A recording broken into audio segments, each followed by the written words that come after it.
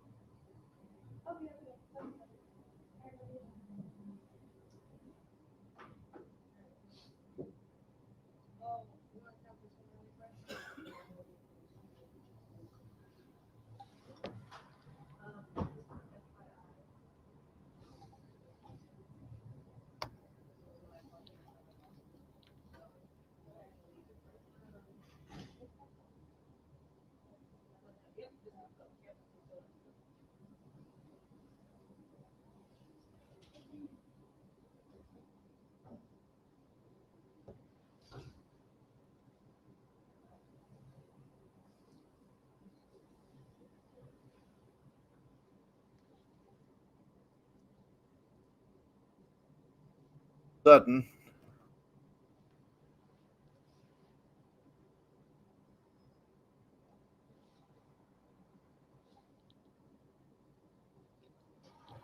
So here's what we're going to do. We're going to remove ourselves for just a moment, and we'll bring ourselves back in here. Give me one moment.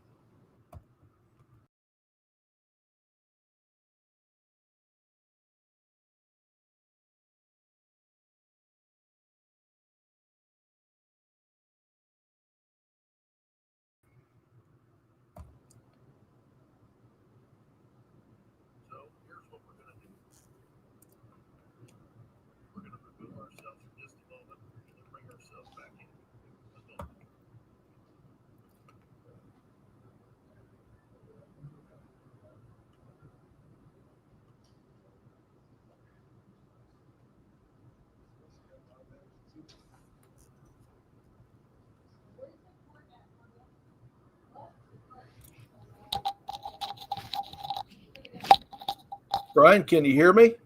I can hear you. Okay, we're live. I brought you back in. I'm still having trouble with my camera, so I'm going to let you pontificate while I figure that out. Alan leaving the country and leaving me with the video controls, but we're live. They're watching us.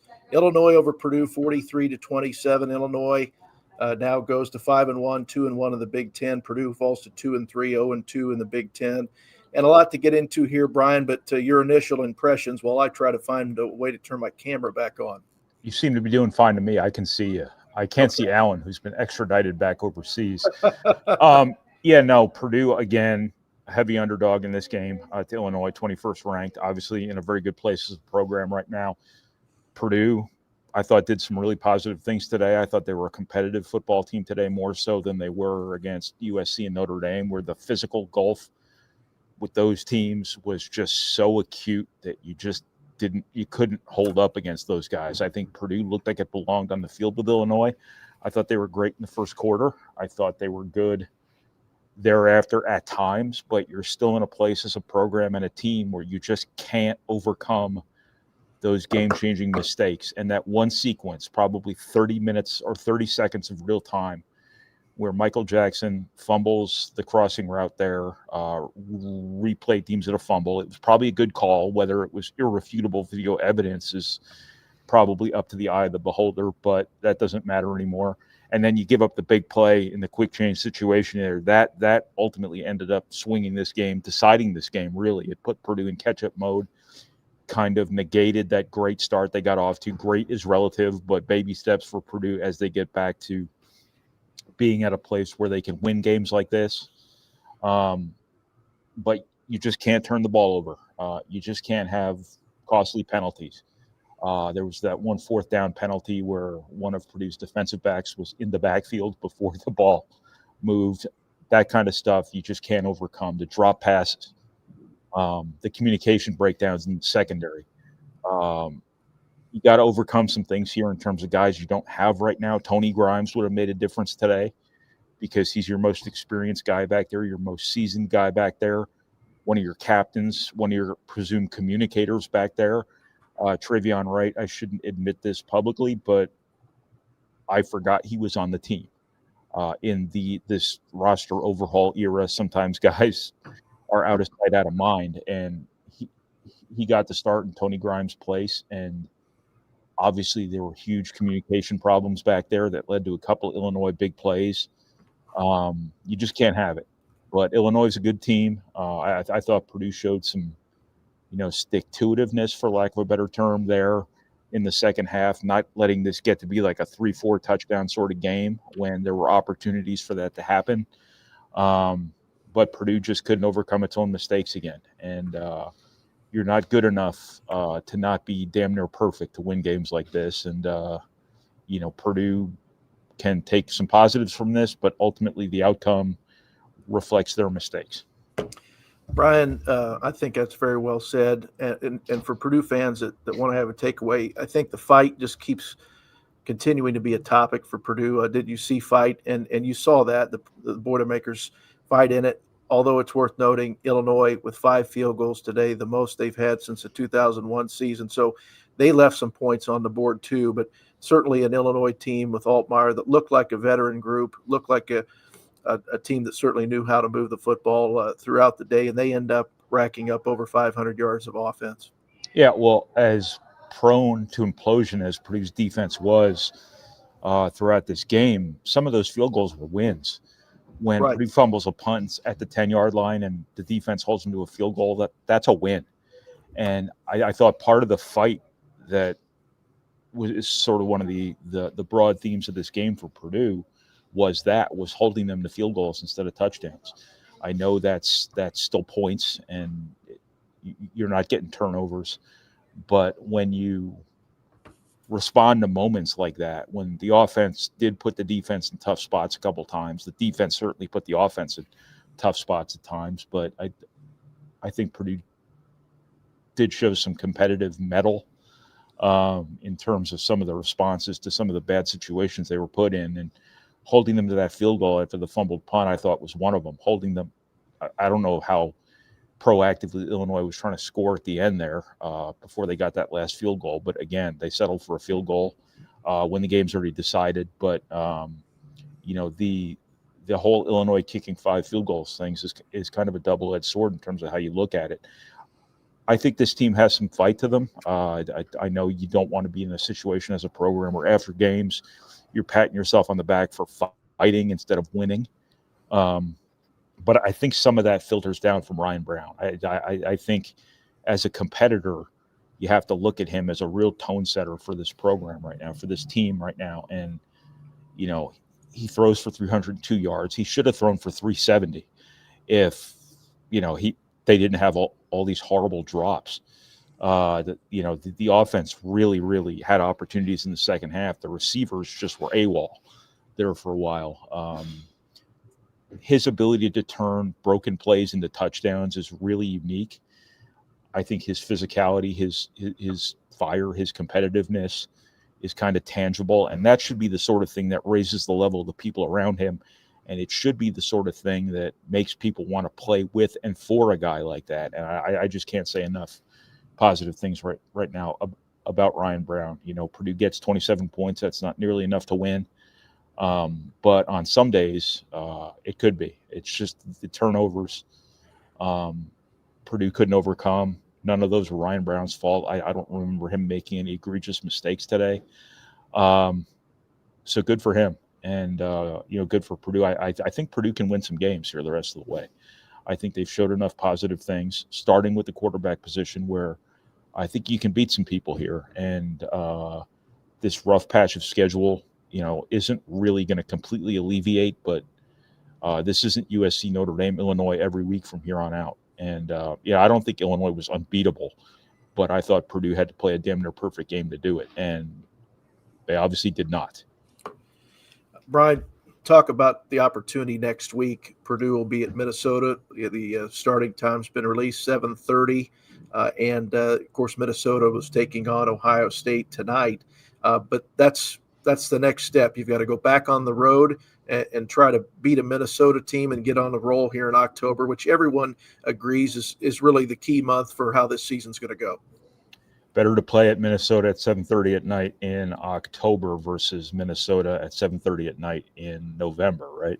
Right. I don't know why I'm bringing that up, but no, I can't claim to be an expert on Minnesota, but I think Purdue's got to keep getting better at what Purdue does, and the whole Tony Grimes thing. They've got to get their secondary figured out. Those guys have got to be able to work better together as a unit, and that was really something that changed this game, is that those communication problems in the secondary. You look at the big plays Illinois made in the passing game today: 62-49, 28-40, 39-49 in terms of yardage. And Illinois is a good offense, but they're not, the 1970s Raiders here, where they're just throwing the ball down the field every single play. Yeah. I thought Luke Altmaier made some pro throws. I think senior quarterbacks in general prey on disjointed secondaries, and Purdue's was way too disjointed, and they've got to fix that. And their receivers just have to catch these passes. Some of those balls that hit them in two hands, they need to make this is not, advanced football here. This is not hot takery here. This is just plainly obvious. They've got to not beat themselves. And when you drop passes that are there, as I said before, Ryan Brown should have thrown for 370 yards today. But they just let too many balls slip through their fingers. And it's got to get cleaned up. And I think that Purdue's not going to beat Minnesota if they make a lot of the same mistakes they made today. Purdue's not good enough to beat really anybody if they drop however many passes they dropped, if they give up all the big plays they gave up, and if they turn the ball over, period. The thing for the defense is not – it did get some pressure on the quarterback in the second half. I thought they did a good job unbalancing their lines, finding some gaps, finding some advantages schematically to get after the quarterback. Missed some opportunities too, but I thought they did a better job being disruptive in the second half. But they've got to do a better job forcing mistakes. They've gotten very little luck or very little benefit from opponents just flat out screwing up. And that's part of football, is sometimes people screw up and you benefit.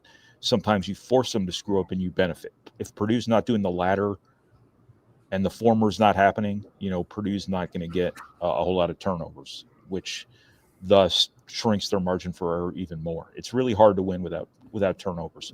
It's really hard to win with turnovers. Turnovers, can't live with them, can't live without them, right? Absolutely. That's what I always say. You've said that for years. For years. What about Antonio Harris today, Brian? A really nice game for him, a 41-yard touchdown run for Purdue. Maccabee's carrying the bulk of the load up till now, but to get him into the mix is a good thing. Yeah, if you're a run game execution nerd, that 41-yard touchdown was picturesque. It was, I can't remember who the receiver was on the boundary, but he did a great job sealing off his guy and then resealing him to make sure that Antonio Harris could burst through that hole.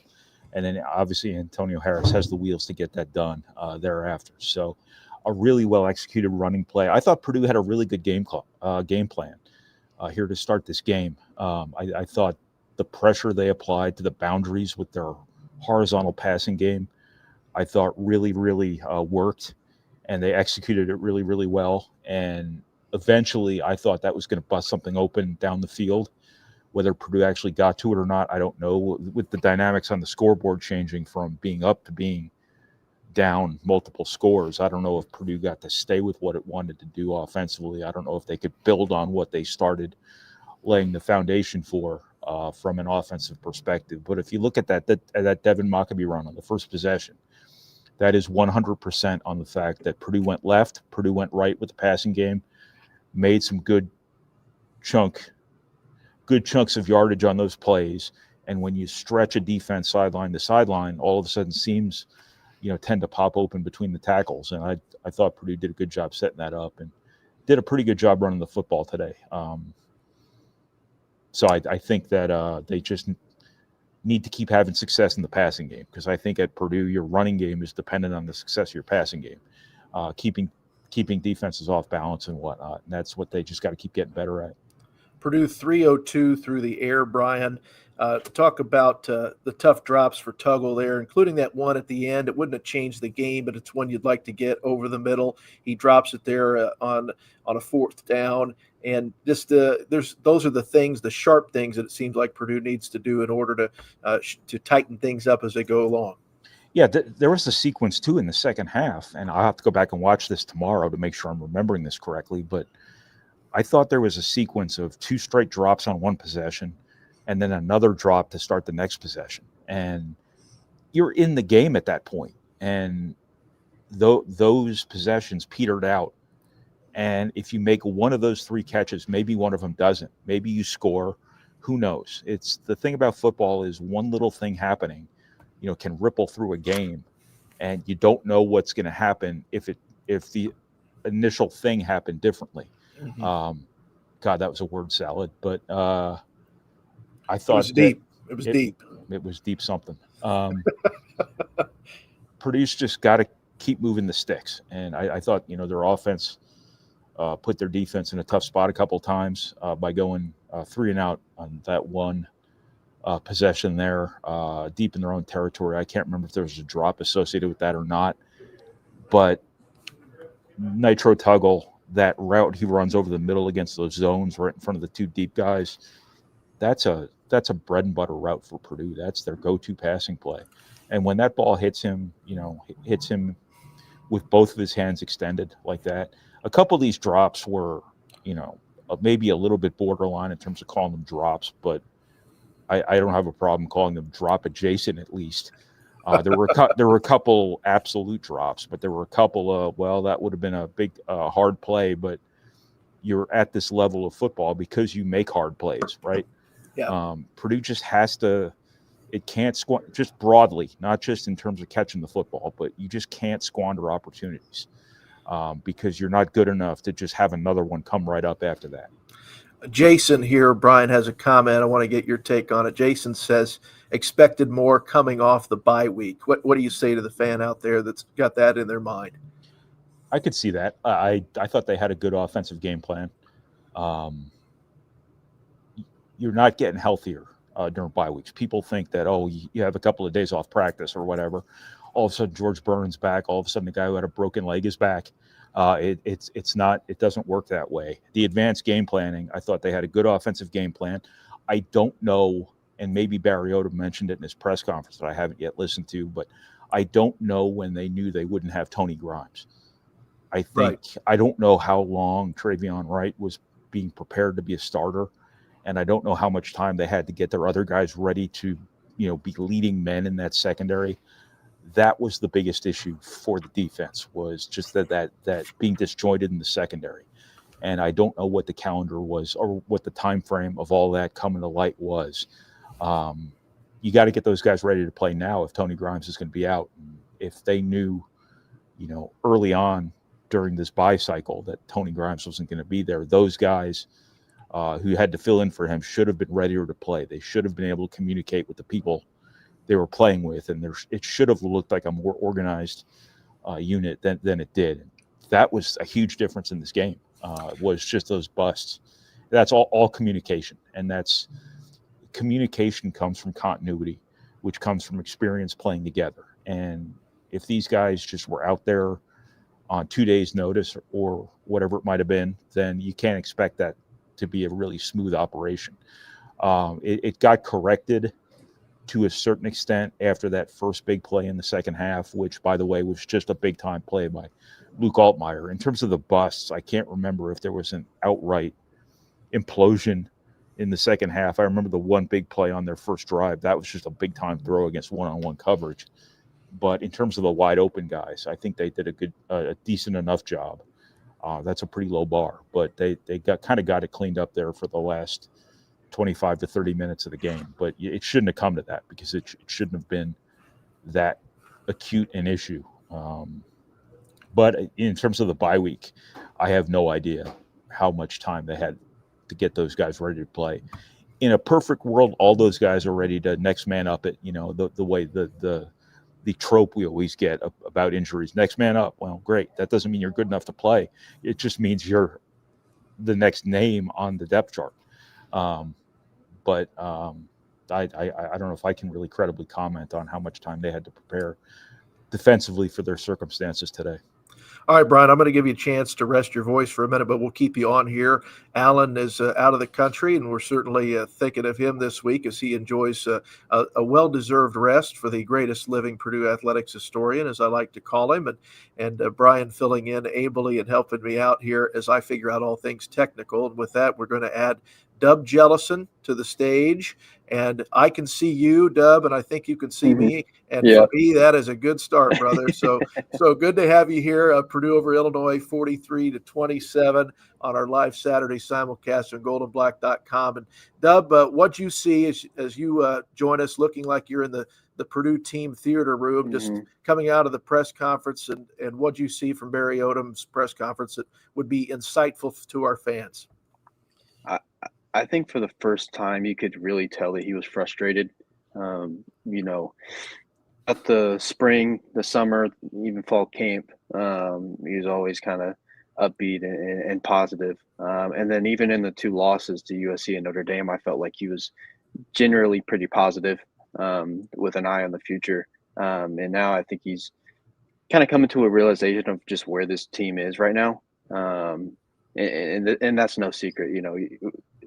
We came into Saturday knowing that Purdue was behind the eight ball, but he sounded disappointed and kind of frustrated for the first time. I hadn't heard him kind of speak in that tone. We'll bring Brian in for a question here in just a second. But Dub, as you look at the stats, what did Odom have to say defensively as Illinois puts up 507 yards of offense against the Boilermakers? A lot of that was just a lack of execution and miscommunication. He said that two of the long touchdowns or two of the long pass plays were just a lack of communication, miscommunications, which is something that he called day one stuff. And I think that's one of the biggest things for him right now. And I would guess Mike Shear as well. Obviously, we haven't talked to him after this game, but just the fundamentals and the communication aspect is something that drives coaches up a wall if their team can't get that right. And Purdue's shown, today, several instances like that, and it comes back to bite you. I don't think you can be a good defense and give up 40-yard plays or whatever the number was. I can't remember off the top of my head. And that's been, Purdue's Achilles heel because, they played against the run very well today, I thought, for the most part. It's just the pass game and that secondary. And part of that's Tony Grimes, and I heard you guys talking about it before I hopped on here. Grimes went down on Wednesday with an injury, and Barry Odom says he expects him to be back on Monday. So not a long-term issue for Grimes, but kind of put Purdue in a precarious situation with just 2 days before the game. What do you have for Dub, Brian? That I was going to ask him if he mentioned when they lost Tony Grimes, because I think that's really important context in terms of how much time they had to get these other guys ready to play at the level of a fifth-year senior. And I think the UNLV guys are really important to this team. And not having Grimes today, we'll see what happens with Jalen St. John. Being carted off is never positive in my experience. But those older guys who need to be leaders for this team, who know Odom and his staff, those guys are more important than your other newcomers. And I just, the only thing I was going to ask those guys was about the time frame on Grimes, because they got to get some continuity in the secondary. Yeah, That's all I got. I don't know what else to say. It doesn't seem like a long-term thing. And kind of going back to your point, like even when Grimes was in, they were kind of rotating at that second corner spot. I don't know how much confidence they have in a Ryan Turner and a Hudari Hines and a Trey Wright right now. And that kind of speaks volumes to just where that group is without Grimes. A lot of question marks. And you saw it today. I think they went after Wright in the first half, or in the second quarter in particular. And then they kind of went after Smiley Bradford a little bit while he was covering Hank Beatty. So they got some holes back there, and for Purdue's sake, they hope to get Tony Grimes back and get another veteran back in there to try to solve the issues back there. Something right. I'll add to real quick is that when a new guy pressed into action screws up, I mean, part of that, obviously most of that's on him, but the other guys on the field, need to look out for that guy too, and need to make sure that when communication is so important in zone coverage, which is very intricate, from an assignment perspective, the veterans back there with him, and I know veteran is a relative term nowadays in college football, but some of those guys need to step up and make sure that guy knows what he's supposed to do. So I'm not going to put all of the blame just on the guy who got pinched or got thrown in a bigger role on Thursday. I think it's an organizational failure when stuff like this happens. We do need to address this, Dub, before we bring Tom in here in a few minutes. What's this guy's name? Braid Ban. He asks, are we allowed to blame Dub for pointing out the Taylor Swift album release curse, now 0-11 for the Purdue football program? I think Tim Newton mentioned it even before they left the air, like he's getting tired of getting texts from people saying, Purdue's 0-10 when Taylor Swift sends out an album that same weekend. So, Dub, are you to blame for any of that streak? I'll take it. Why not?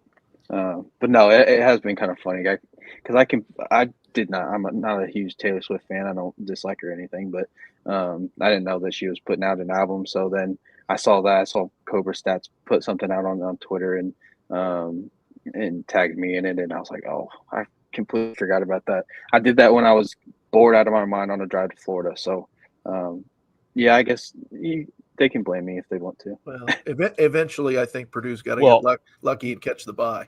Why should we blame Dub when obviously this is all about Taylor Swift? Like, right. She could put out albums outside of football season, right? Like it's not Dub's fault that she's putting these albums out right before Purdue football games. Clearly, the blame lies with Travis Kelce's fiance. There's a conspiracy there for sure. Hey, Dub, let's talk about Corey Smith. 3 catches, 83 yards, and a touchdown, and a big one, a 60-yarder. Great performance, kind of a little breakout performance for him today. Oh. Yeah, absolutely. And Corey Smith was a guy that he almost came to Purdue out of high school.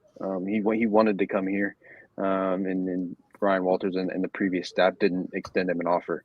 So he went to Tulsa and transferred in, and he was a guy that really surprised the coaching staff throughout the summer and into fall camp. And I thought he was in line to potentially start at one of those 3 spots at wide receiver. So it was good to finally see him get extended run and make the most of an opportunity. And I think that kind of gave the Purdue offense a little bit of a spark because they came out in the second half and scored their first drive as well. But Corey Smith is a guy that I think that the staff really likes, and he's an intriguing guy. He's a little taller, and as you can see, he can be a deep ball threat for them. He made the block on the touchdown run too for Antonio. Yes, big time play. Ryan Brown today, he's 30 of 50 guys, 302 yards, a touchdown, no interceptions. Even made something of that fumble situation where he punches it in, and it was like the parting of the Red Sea was perfect for him. The fumble gave him just the opening he needed to slide in there. But Dub, anything from Coach Odom on Brown's performance today? Well, first and foremost, Ryan Brown must be allergic to just scoring regular touchdowns when he's running the football, because he's had 3 and 2 of them were on trick plays, and that one was unorthodox as well. Barry Odom didn't talk about Ryan Brown, at least that I can remember. But I think he was on the wrong end of some drops, and I know they all weren't perfectly thrown balls, but as the old adage goes, if it hits your hands, you need to catch it. I think it's kind of one of those situations. But he also had some inconsistencies with his throwing. I will say for him though, seeing his ability to fight, his ability to kind of galvanize his teammates and lead them, I think is something that's very important for a quarterback and a quarterback with only 7 starts under his belt now. I think you got to take the good with the bad with Ryan Brown. He's still learning. He's 7 starts in. He's going to make some really good plays and he's going to make some mistakes. So hopefully as the season progresses, Purdue would hope that he just keeps getting more consistent and can just keep making strides. This one's about Antonio Harris, who we touched on a moment ago, but the comment is Harris looked really explosive. Do you think he eventually eats into Maccabee's workload? And as the season goes on, Dub, I think you can imagine that you're going to need that. Maccabee's been running awfully hard through these first 5 games. Yeah, and we didn't get confirmation on why, Antonio Harris and even Malachi Thomas in the first half were featured a little bit more. From Barry Odom, I'm sure we will on Monday when we talk to Josh Henson. But this is what I thought Antonio Harris could do coming into the season. He didn't get as many opportunities throughout the first 4 games, but he's a guy. I think he's just a change of pace back from Maccabee. I think has a little bit more explosiveness. I don't know that I expected him to have a 40-yard touchdown runs and things of that nature. But I think he's got a little bit more giddy up than Devin Maccabee. And I think adding him into the mix is going to be really valuable for Purdue moving forward, just for the simple fact of Maccabee's not going to get worn down while he's out there for 2 straight series. You got to get Harris in there. And, hopefully Purdue would hope that this can give her some confidence kind of going into a key stretch in October. Absolutely. Okay, fellas, I'm going to bring in the man, the myth, the legend. I'm going to bring Tom Dienhart in live from the press conference, a man of national renown. And Tom, there's a lot of good material already on the boards here for you. But just your initial assessments, we'll start here with you're fresh out of the press conference and the Boilermakers now 2-3, 0-2 in the Big Ten. Illinois goes to 5-1, 2-1 overall. They put up 507 yards of offense. Just your initial gut impressions, Tom. Just a lot of raw emotion from Barry Odom in the postgame, guys. Looked a little stirred up, understandably. Probably had our most frank comments and assessments from him since he got this job back in December. I shot out a few of the quotes on Twitter here. He thought the coaching staff all the way down was awful. He used the word awful. And an inability to compete, which he said was hard for him to say out loud. And those types of things you never thought you'd see Barry Odom utter in a public setting. But here we are. So I that really stood out. Maybe shaken's too hard of a word. But he said people are tired of talk. We talk, and you're always judged by your actions. And I think he realizes what's going on, obviously. He wants to win as bad as anybody. But here we are, guys, 3 losses in a row. And Purdue hasn't beaten a Power 4 opponent since the close of the 2023 season against Indiana. And we were talking in the press box, Purdue hasn't won a Big Ten road game since the head coach was Jeff Brom at the end of the 2022 season at Indiana. So history doesn't matter, but kind of gives you an idea where this program is and what Barry Odom's trying to dig out of, I guess. Yeah. Tom, we talked before you came on. Antonio Harris today, a bit of a bright spot there for him. 4 rushes, 69 yards, and a touchdown, a big 41-yard touchdown. They're going to need him, aren't they, to get rolling here and spell Maccabee a bit? Yeah, that was a nifty 41-yard run. He's got a burst. He can move his feet.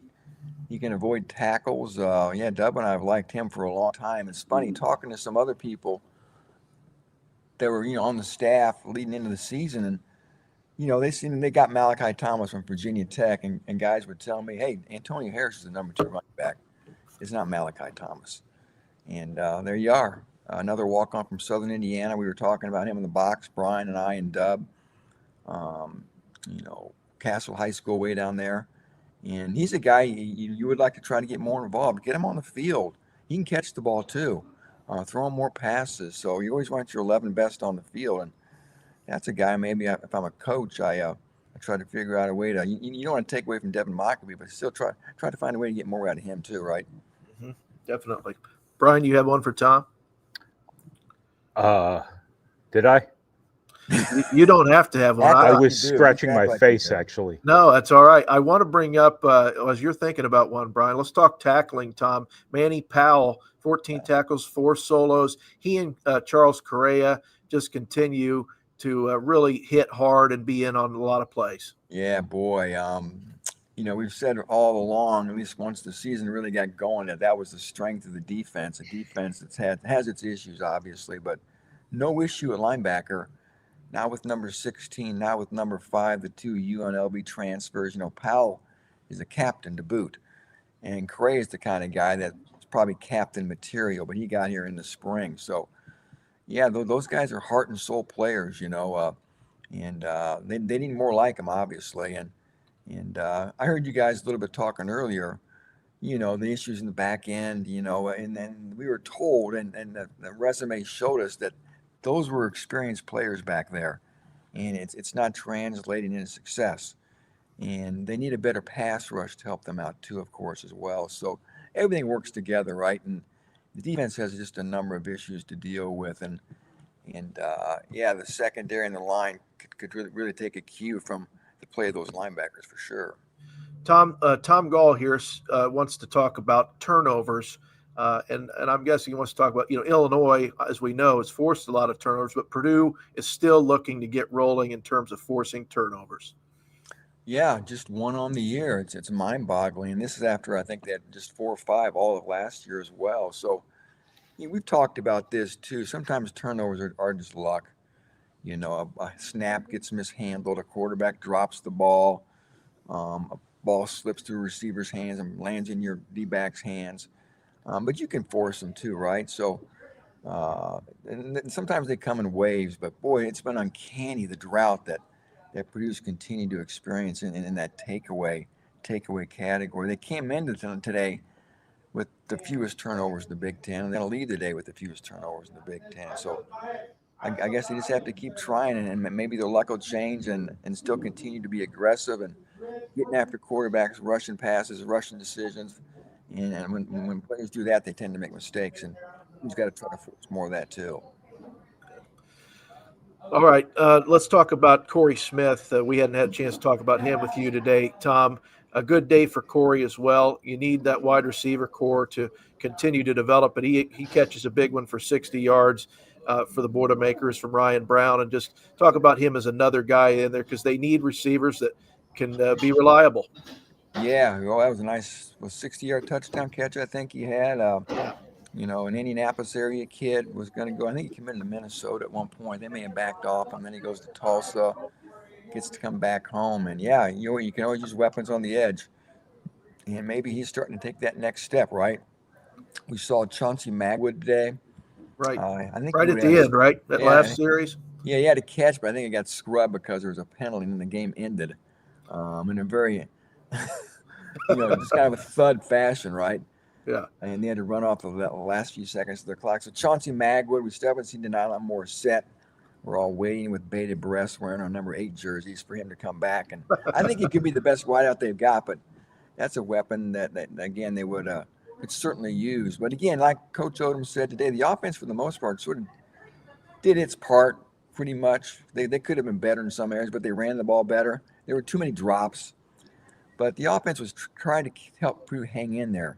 And the defense gave them really no support at all. There was one point where Illinois came out and punted on the first drive and then scored on the next 5 drives to end the half. And at one point, they'd scored on 8 of 10 drives. So And when that game got to 30-21, remember that? And I think they were getting ready to. They had a fourth down stop. They were on fourth down or third down, and they had that offsides penalty, right? They gave him a first down. I mean, and there was a sequence there, and then they muffed the punt, and it's kind of ball game at that point. So yeah, Purdue hurt itself on a number of occasions, but as we talked here before, there's certainly a lot of areas they can clean up. Tom, did Odom say anything about drops in terms of his frustration level with that and any path to a solution there? No, because that was a big deal. Yeah, it was a big deal. Somebody sent me a text that there were 7 drops. Somebody who has an interest in knowing that sent me that text, but I'm not sure if it's official. I'm sure it felt like 6 or 7 drops. I'll take that. What it's worth. We didn't get a chance to ask him about that specifically. I've gotten many texts like that over the years. What I did ask about were the penalties. Yeah. 8 penalties for 64 yards. Purdue came in averaging, I think, 4.3 penalties, and very uncharacteristic. We hear about hard, smart, and tough, and that's so un-Barry Odom-like for a team to be that undisciplined within the penalties and the selfish penalties. That very first penalty nullified, I think, a really good Armand Branch catch. They didn't have enough men on the line of scrimmage or illegal formation. Then they had this late hit by Charles Carrera. They had that offsides penalty that gave Illinois a first down. So just debilitating stuff and very uncharacteristic, and certainly nothing Barry Odom wants to see. The injury to Jellison St. John, Tom, that's another story coming out of this week. Yeah, I asked Coach about St. John, and I asked him about Tony Grimes, who you guys were talking about earlier and didn't suit up today, much to the surprise of all of us. Barry said that he got hurt in practice on Wednesday. So there you go. Not sure what happened to Grimes or how long he's going to be out for, but there's that. And Jellison St. John, he wanted to he really wasn't. He said he didn't have enough information to know the extent of that injury to Jellison St. John. I had a spy on the sideline who told me that Jellison St. John came out of the locker room in street clothes and was walking very gingerly with a crutch. So there you go. That's your Jellison St. John update as of 4:45. While you were hustling to get to the press conference, Tom, I put my binoculars on a golf cart with Jellison St. John on it, and I can confirm the crutches from 6 stories up. I could see him going into the tunnel with crutches on his lap on that golf cart. So take that for what it's worth. Dub, I know you were in there with him, but you and Tom certainly cover the personnel on this football team as well as anybody. But as you think about it now, you guys have been doing your show, your Wednesday night live show. You talked about the loss of Lindsey. You talked about just some of these guys, Burhan, that are starting to stack up on Purdue. Dub, what's your take on where they are in terms of personnel as they head toward Minnesota? In terms of at guard, or just all 3 of those spots? Any of those spots in terms of depth, because I think you and Tom have covered so well that they liked a lot of the guys they had in that first line spot. But then, as Brian touched on, you go down the depth chart and there's a name there, but is it a name that's ready for Big Ten action? Yeah. So we saw Hank Purvis today come in, and I think he's kind of that third guard, if you will, for Vance Weiss's group. And he's a guy that I would anticipate starting if Jellison St. John was to miss extended time. You could also throw in Giordano Vaccaro, who's a guy who started at center throughout spring ball. And then Mark Nave, he's a redshirt freshman from Kentucky that transferred from Kentucky. I know the staff is excited about him and his future with the program. So those are the 3 guys. Obviously, we saw Purvis out there today, and he's going to be the guy in line to get in his run if St. John misses time. How many Hanks played in this game today? That's the Hank Beatty. Not a name you see in college football very much anymore. Hank Beatty, Hank Purvis. That's the guy from. Anyway, I've completely derailed our podcast by articulating my stupid thoughts. Hey, let's go to the running game, Tom. 151 yards for the Boilermakers. Again, what did you see in terms of getting Mockabee? I thought early on there were a couple carries there. He got freed up, certainly better than what we saw at Notre Dame, where he just kept getting pushed to the outside, really struggling to get yardage, but he got through a few times. Purdue starts off great, gets a 7-0 lead, and then as we see, Illinois certainly with no trouble answering. But I thought that first drive we saw, Mock get out a little bit and get some room. Yeah, he did. He got on the edge, like you said, Nate. I think you leap somebody once or twice, sort of causes audible gasp from the crowd, and just uncanny. I think his first run or two of the game was another one of those runs that I kind of shake my head. How does he do it? It's just not. He's not a real big guy, but he's just shifty and has a knack. And he plays hard. So, yeah, they got him going a little bit, and I don't think enough. They still struggle, I think, to run between the tackles. That's always going to be a Purdue thing, I believe.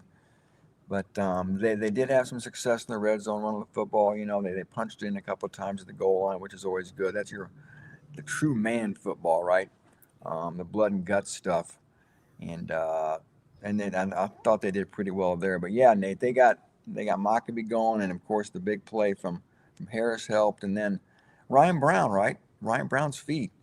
He was under, I think, a decent amount of pressure today, flush from the pocket. More than I would like to see compared to Luke Altmaier, who I don't think is going to have to even take a shower tonight or wash his uniform. But Ryan Brown makes something out of nothing, improvise. We saw him just take off and run, so he's fearless too. So he's a big weapon, and really the second best runner they have on the team right now. Yeah, Ryan Brown, 30 of 50, 302 yards, a touchdown, no interceptions. And you know what, Tom? Something Tim Newton and Mark Herman pointed out before they left the air was this is only Ryan Brown's 7th start. And Mark certainly knows what it's like to sit in that position and realize we think of Ryan because he was here last year and all the this national story that went on with him in the meantime. But he really has not had a lot of starts, is the reality. Yeah, correct. I think we all forget that. It seems like he's been here forever, though, doesn't it? He looks like he's 30 years old with that beard now.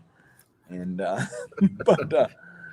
yeah, we have to remember that, Nate, that like you said, the 2 starts last year and then 5 this year. And he played a little bit of Northwestern way back in 2023 as well. So, yeah, he's still kind of a babe, if you will. And you got to see that live action. You can watch as much film as you want in practice, 7-on-7, do all that stuff you want. But there's nothing like the live action of a game and the pressure and the stress where someone's trying to take your head off. And he's getting those reps now, right? And he's spotty at times. We know, he's off target, but he's not helped always by his receivers. And everybody's got to help each other out. But I think he's a guy that they can win with. He's a guy they can win with. And I tell you, we've said it before, the one thing that people always remark about him, that the players and the coaches is that intangible. Yeah. Being a leader, Yeah. He's not going to be the most talented quarterback, but he's got enough to do it. And he's a leader. And he's a guy I think the players want to play hard for, and they like him. And I do think that matters. One more out of the press conference here, Tom, and then we'll do a roundtable, get a final comment from everybody. But this question is, did Odom address jumping off sides on 4th and 4? You'd think they would have been reminded as a team during the timeout immediately prior. Any thought on that? Yeah, he did. He went into some detail. I can't go right off the top of my head exactly what he said, but just a general disappointment, I think, of the penalties, and in that point in particular, right? That was a defensive back coming up, I think, on a blitz, Monroe, and jumped right off sides, and it was disappointing. I'm looking here real quick, guys. No, he sprinted off sides. He didn't jump off sides. He sprinted off sides. Yeah, he sprinted off sides, but the penalties were just a big disappointment, and that was a key one. But yeah, here it is right here. I talked about the penalties, and Odom says we talk about our plan to win. One of those areas is turnover margin. We lost that. Penalties are crucial too. Penalties are crucial times. We're not good enough to overcome penalties. We're just not, as are most teams in college football. So we got to fix it. But I do think he went into some more detail about that offsides and being so critical, especially like you said, coming out, I think, of the timeout. And just having said that, think about this: Purdue had 2 weeks to prepare for this game. Yep. And it looked like defensively they were just kind of starting to learn about Illinois. But yeah, there's a lot to hang your head about if you want. But if you're a coach and a fan, I guess at some point you got to put it behind you, good or bad, and march to Minnesota, because that's not going to be easy to win up there, guys. No, never is. 7:30 up there, and as we go around, we'll get a final comment from each one of you. We'll go Dub, then Tom, and then Brian and I will finish out the show as we miss our buddy Alan, and we're hoping he has a great rest of his trip. We'll have him back next week. But Dub, where are the Boilermakers right now? Purdue now at 2-3, 0-2 in the Big Ten. As Tom mentioned, a night game, 7:30 the kick up there in Minnesota. And your thoughts on where Purdue is as we close it out? Yeah, I think they're kind of reeling right now.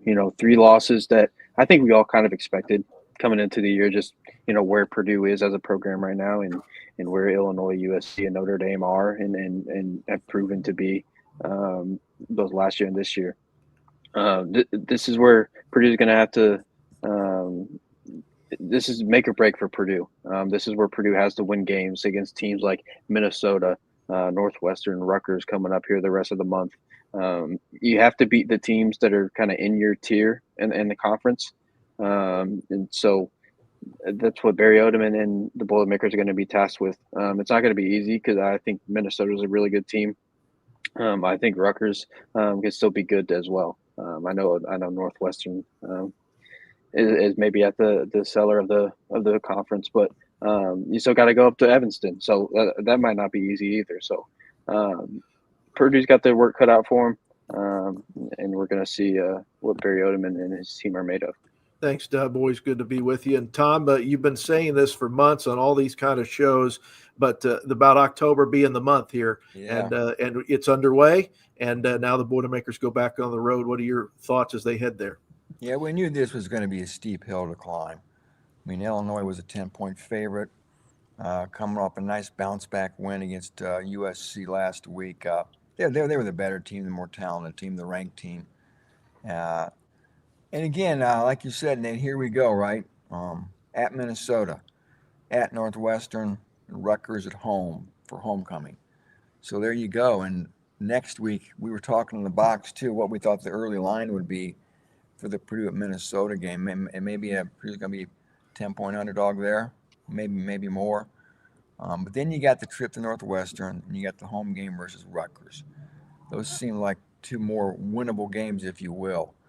But who knows? Maybe they could shock Minnesota. We don't know for sure. But right. You're right. This is the month you got to make hay, because November is just absolute gauntlet with, at Michigan, Ohio State here, at Washington, Indiana here. I mean, I don't care how much black and gold Kool-Aid you drink, or if you sleep at night with your face painted with a block P on it. To think Purdue's going to win any of those games is probably crazy. I mean, Michigan, Ohio State, Washington, Indiana. Maybe they will. Somebody's probably kind of record this and run it back on me if it happens. But it's a tall task. But again, I'm getting off track here. October's big. They got to find a way to try to get 2 here this month if they can. Tom, great stuff. Thank you so much. I know you guys have a lot of work to do, so we'll let you go. We'll look forward to your shows throughout the week on goldandblack.com. Thanks a lot for being here. Thank you, fellas. Thanks, guys. That's Tom Dienhart and Dub Jellison out of the press conference. And Brian, as we close it out, your thoughts too. The Boilermakers now at 2-3, and they're heading back on the road to take on the Gophers. And, this is that period of the season, Brian. We all know, very much that Purdue fans are looking forward to basketball season, but you want to be a football program that retains interest throughout October and on into the month of November. And it's one of those moments where it's a team that needs to make a move here in the next couple of weeks, get some victories.